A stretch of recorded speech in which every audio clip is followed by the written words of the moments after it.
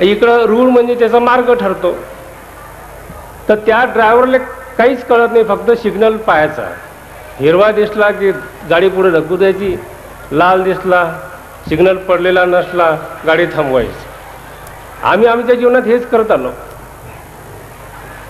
की जर असं काही असेल की आपल्या जीवनाच्या दृष्टीनं हे शुभ आहे ते करत राहायचं. आणि हे केल्यानंतर आपलं जर अधःपतन होत असेल किंवा आपल्याला जर धोका होत असेल ते करायचं नाही, आटोपलं. आणि आपली ही जीवनाची जी रेल्वे आहे, ही गाडी जी आहे, ही गाडी याच मार्गावर ठेवायची का या मार्गावर घालायची हे आपल्या हाती नाही आहे. आमचा एक जो रूट ठरलेला आहे की आता या मार्गाने जाऊन अशा प्रकारे समाजाची सेवा करायची.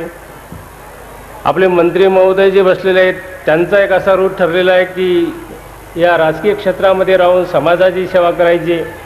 प्रत्येकांचा असा रूट ठरलेला असतो. परंतु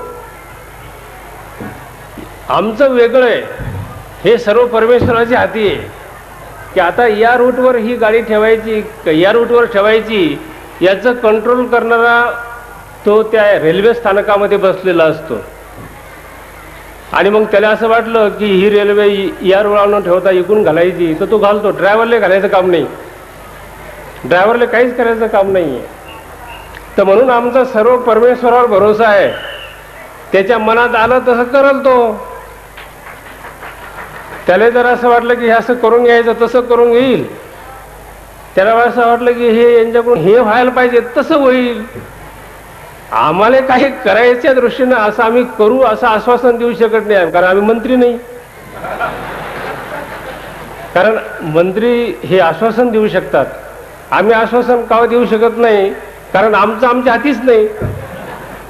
कारण हे सर्व परमेश्वर आमच्याकडून करून घेत असल्यामुळं आणि तो कसा बदल घडून आणतो त्याच्या हाती असल्यामुळं मी तुम्हाला कशाला आश्वासन देऊ की असं असं असे आम्ही वेगवेगळे प्रकल्प उभे करून असं असं करणार म्हणून.